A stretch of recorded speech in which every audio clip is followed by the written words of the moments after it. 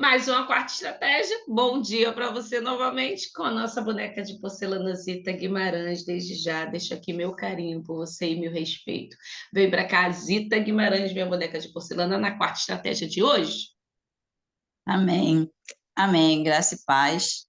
É mais um dia que o Espírito Santo venha falar aos nossos corações, que entregando a Ele, né? Porque Ele, toda a honra, toda a glória, todo o louvor. Então, Ele que está nos ensinando, Ele que nos ensina a cada dia, Ele que nos dá o tema e a gente só vai procurar estudar. Mas amém, né? Hoje, o tema de hoje é o poder da graça. E o texto está lá em 2 Coríntios, capítulo 12, do versículo 7 em diante. A gente sabe que nós vivemos hoje na graça, pela graça, por causa de alguém que deixou o céu e veio aqui para a terra, Jesus. Era necessário que Jesus estivesse aqui na terra, vivesse tudo que ele viveu, sofresse tudo que ele sofreu, como sacrifício de Deus, né? Como nós somos a justiça de Deus por Cristo Jesus, e, e era necessário que Jesus viesse para que nós viéssemos viver pela graça, que é o que nós estamos vivendo hoje, vivemos pela graça. E a gente sabe que os nossos primeiros pais, né, os nossos antepassados, ali era a lei, e a lei era aquela que aonde o pecado pecava era a morte, porque Paulo vem dizendo no Romanos 6 que o salário do pecado é a morte. Então a gente vê que realmente era para nossa bem-aventurados somos nós que nascemos nessa época da graça. E Romanos 12, 12, versículo 7 diz assim: mas para que não ficasse orgulhoso demais, por causa das coisas maravilhosas que vi, eu recebi uma doença dolorosa, que é como um espírito no meu corpo. Ela veio como um mensageiro de Satanás para me dar bofetada e impedir que eu ficasse orgulhoso. 3 vezes orei ao Senhor, pedindo que ele me tirasse esse sofrimento, mas ele me respondeu: a minha graça é tudo o que você precisa, pois o meu poder é mais forte quando você está fraco. Portanto, eu me sinto muito feliz em me gabar das minhas fraquezas, para que, assim, a proteção do poder de Cristo esteja comigo.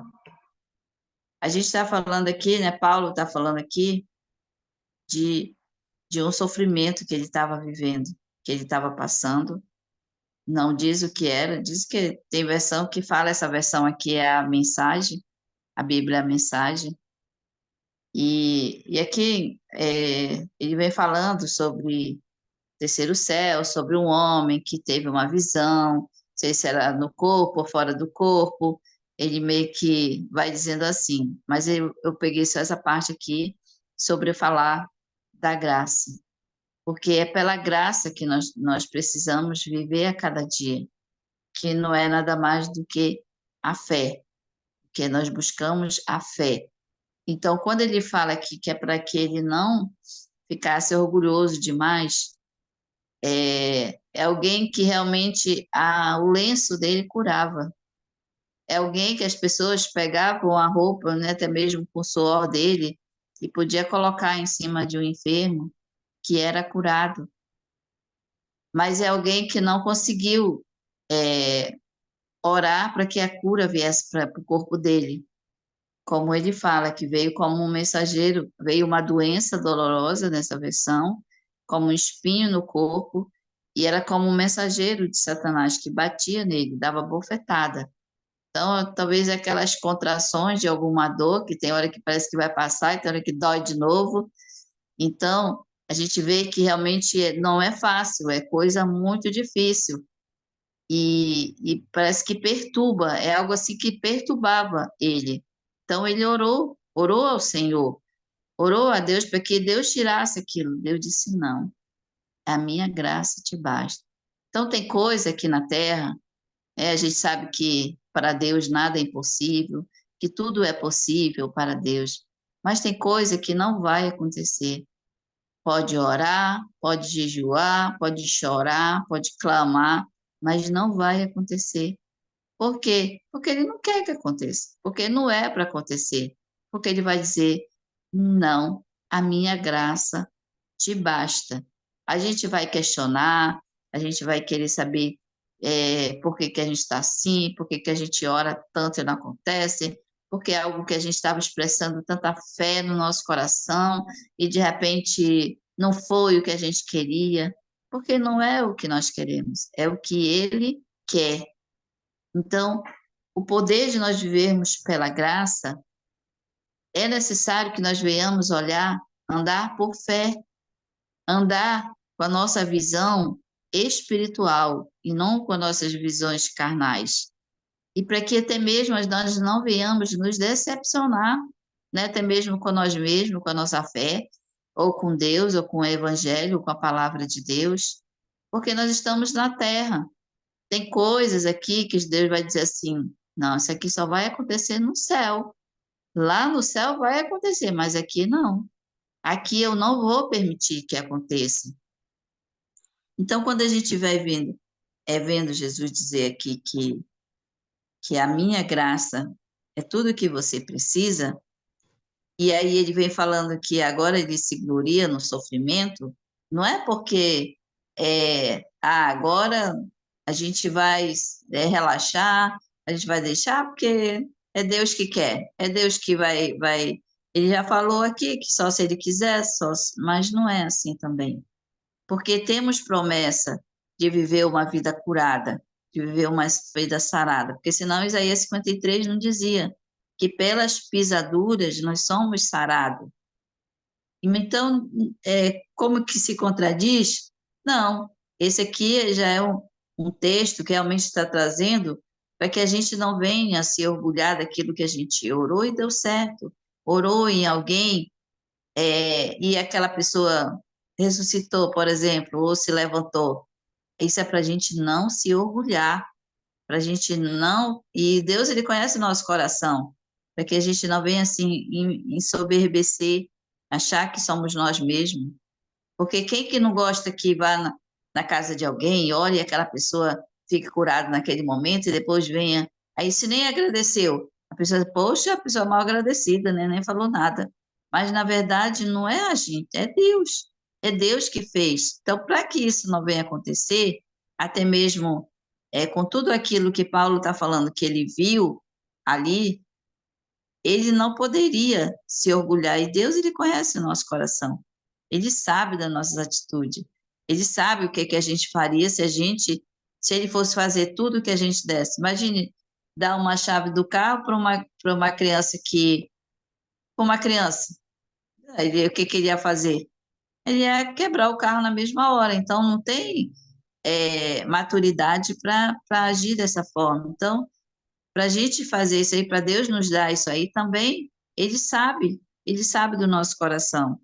Então, quando ele vem falando que a graça dele basta, é porque a gente precisa viver com isso. Se a gente já orou, se a gente já buscou, se a gente já fez tudo que aparentemente, né, fizemos de tudo, mas se Deus falou que a graça dele te basta, é melhor se conformar. Então tá, então transforma esse sofrimento, como diz, faz do limão uma limonada, para que não venha te torturar mais, para que isso não venha te tirar da presença de Deus.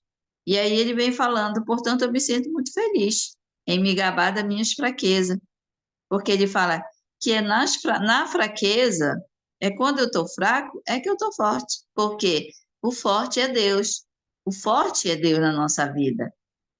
E quando eu estava estudando isso aqui, realmente falta de entendimento, né, da minha parte, eu lembro quando eu orei pela vida do meu esposo, eu tinha certeza que ele ia ser curado, eu tinha certeza que ele ia voltar. Deus já tinha me curado, Deus já tinha feito tudo por mim, então eu tinha certeza. Só que quando não aconteceu, aí eu caí, tipo assim, eu fiquei muito decepcionado comigo mesmo. Eu falei, eu não tenho fé, Não, eu não tenho fé, porque quando eu ouvia dizer, não, o meu marido estava para morrer, e eu fui lá e orei, me levantei, me posicionei, e meu marido levantou. E eu falei, sério, então eu acho que eu não me posicionei, eu acho que eu não tive fé, mas não era.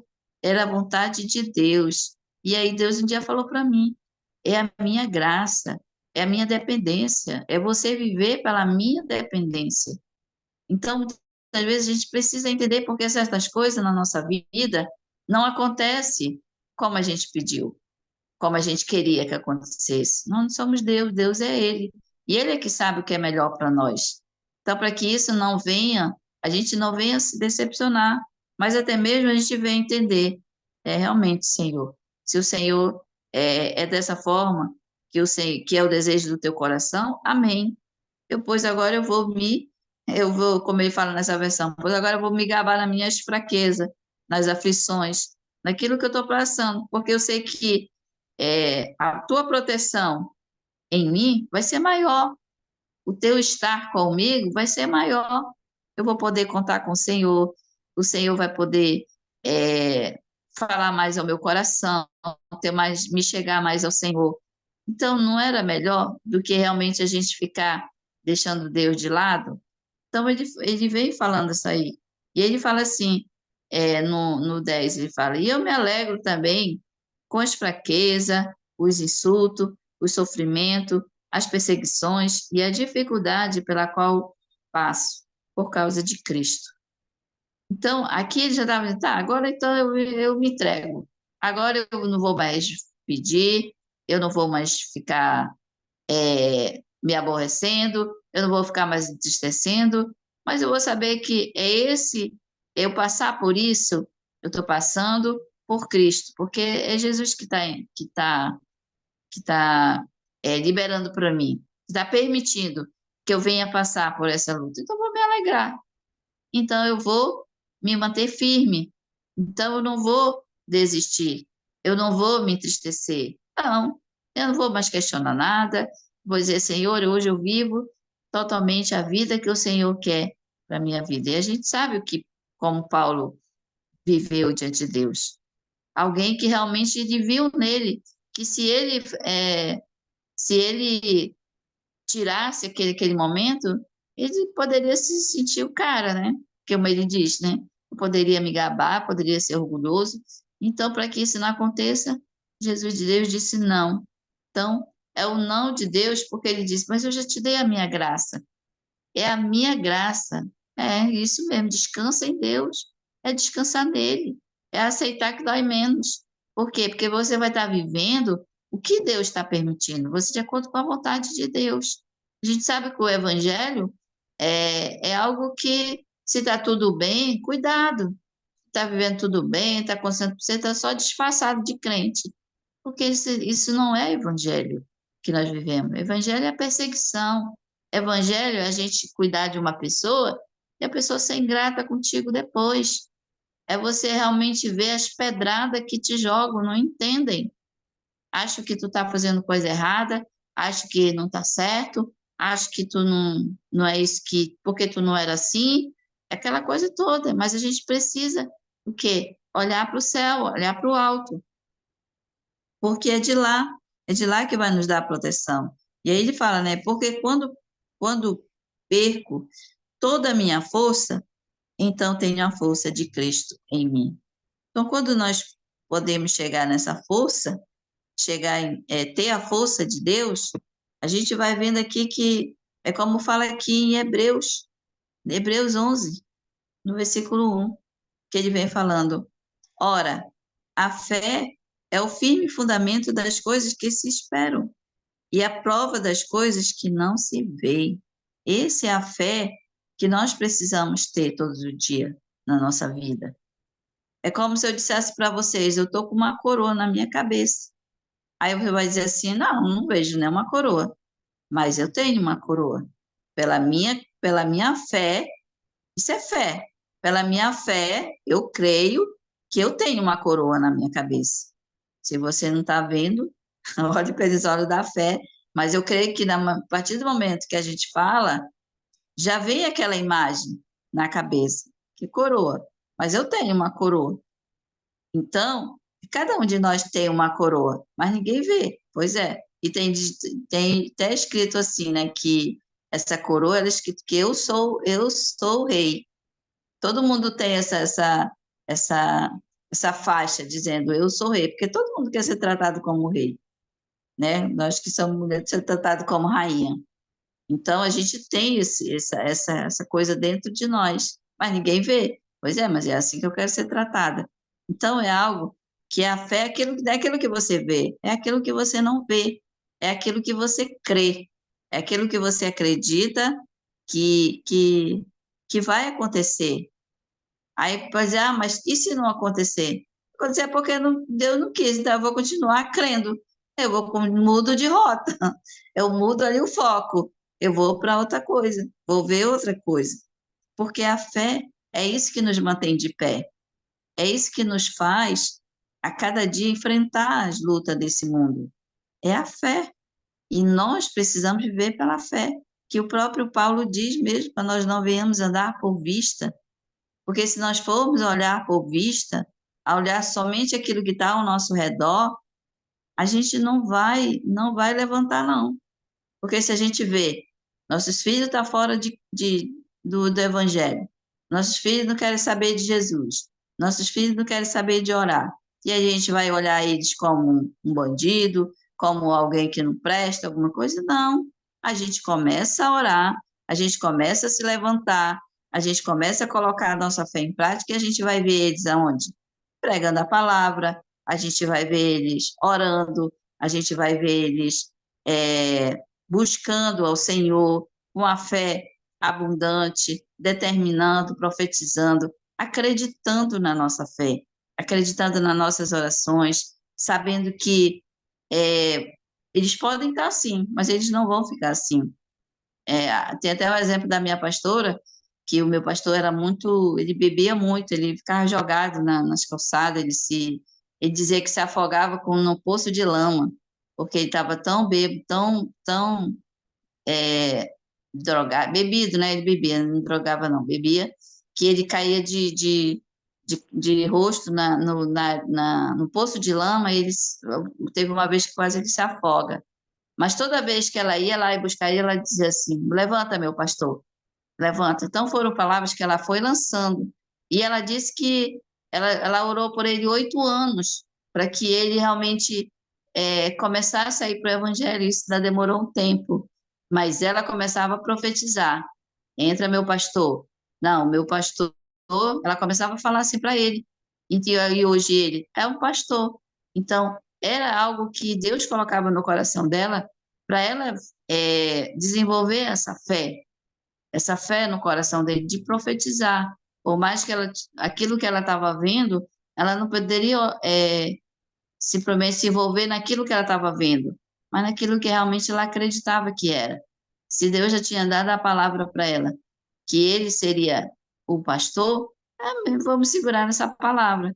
Então, quantas promessas, muitas vezes, que Deus tem dado para nós e que a gente deixa de lado? Porque a gente não tem fé, porque a nossa fé ali não permaneceu firme, porque ela precisa permanecer. Então, promessas nós temos, mas nós precisamos crer que vai acontecer. Nós não podemos, tem promessa, Deus deu uma promessa, eu vou agora dormir e esperar a promessa. Não é assim.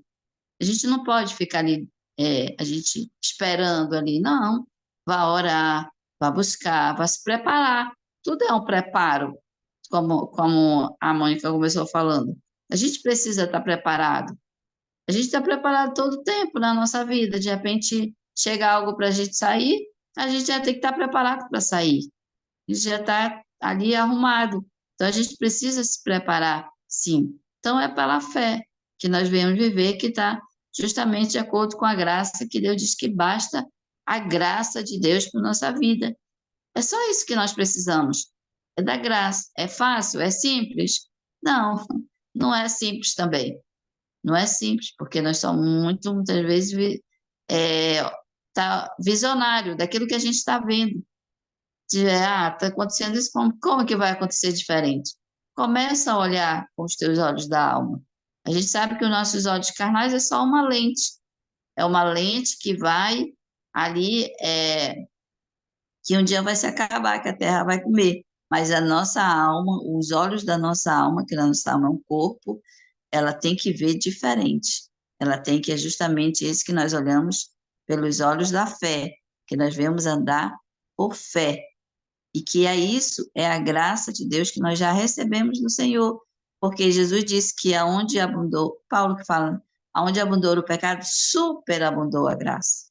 Superabundou o poder de Deus. Então, o poder de Deus, ele está ali. Então, não existe pecadinho, não existe pecado que não seja, que não possa ser perdoado. Não existe.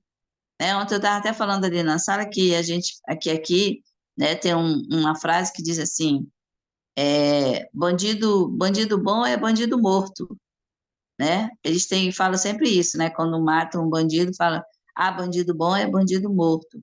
E, na verdade, a gente não vê dessa forma, porque aquele ali que morreu fazendo essas coisas erradas, ele não teve a oportunidade de se arrepender.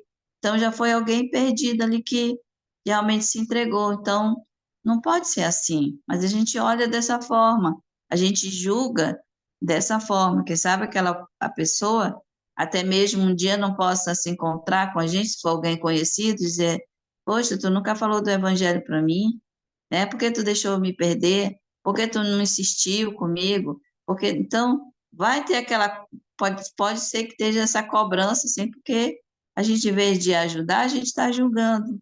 Então a gente não pode julgar em vez de orar por aquela pessoa.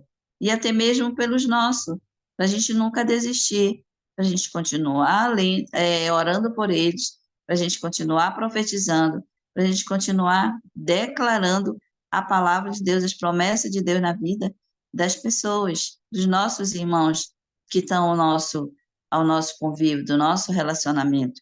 Porque a gente vê que tem muita gente, mas não consegue entender por que a gente está vivendo assim, porque a gente mudou, como eles falam, a gente aprendeu de um jeito, agora a gente quer mudar. É mudança todos os dias. Todos os dias a gente precisa mudar a nossa vida, a gente tem que viver de mudança todos os dias. Então, essa palavra que Deus colocou no meu coração é de falar sobre a graça, sobre saber que realmente a gente pode passar por essa situação, pode orar e não acontecer, porque Deus ele quer que a gente venha viver pela graça. É a graça de Deus que ele quer aperfeiçoar na nossa vida. Que aí ele quer dizer, enquanto você pensa que está fraco, é que você está forte, porque a minha graça basta em você. Você pegar a minha graça, você não vai ter falta de nada mais. Você não vai se sentir mais só, você tem algo muito valioso que eu te dei. É a graça de Deus que nós temos. Então, é pela graça que nós vivemos, é pela graça que todo dia ela nos abraça, é pela graça de Deus que foi um presente não merecido, mas Ele nos deu para nós vivermos nessa terra, buscando a Ele, é, confiando nele, acreditando, tomando posse de todas as bênçãos que o Senhor tem nos dado e que Ele tem muito ainda a nos dar. Basta que a gente venha, continuar firme, continuar crendo e buscando sempre no Senhor. Amém? Então, essa é a palavra de hoje. Amém, amém. Obrigada, Zita, obrigada. Deixa o Papai do Céu aí continuar te usando, viu? É isso. Quando eu tô fraco, tá tudo certo, hein, dona Laura? É Ele que me fortalece. Obrigada, a graça é suficiente. Obrigada, Zita, deixa eu orar pela sua vida. Pai, muito obrigada, Jesus. Obrigada pela tua graça, Senhor, nas nossas vidas. Obrigada pela vida da Zita Guimarães, Senhor, que tem se posicionado, que tem sido um canal do teu fluir, que está se preparando a cada dia, Pai, para trazer o melhor de Ti para nós. Muito obrigada, Jesus. Guarda ela, preenche, Senhor, todo o vazio que ela estiver, Pai. Acampa os Teus anjos sobre a casa dela, Pai, porque ela é amada, querida, Senhor. Muito obrigada, Jesus, porque Tu não nos deixa só, Tu controla tudo, tudo está na palma das Tuas mãos, o controle é totalmente Teu, Senhor. e nós descansamos em Ti, Pai. Nos dá um dia maravilhoso, cheio da Tua presença, da Tua graça. Continua, Senhor, levantando mulheres, homens, como Tu tem levantado Zita Guimarães nesse tempo, para lutar, Senhor, para dizer, para falar da Tua palavra, para falar do Teu amor, Jesus. Muito obrigada, Deus, em nome de Jesus. Amém. A graça é suficiente aí para mim e para você. Então, um beijo no seu coração. Amanhã é quinta de oração. Esteja orando aí pelo bebezinho, lá que colocaram lá no grupo. Enquanto tem fôlego, há esperança. A gente crê num Deus que pode todas as coisas, confiando que a graça dele nos basta. Beijo, família. Até amanhã na quinta de oração. Obrigada, Zita. Tamo junto.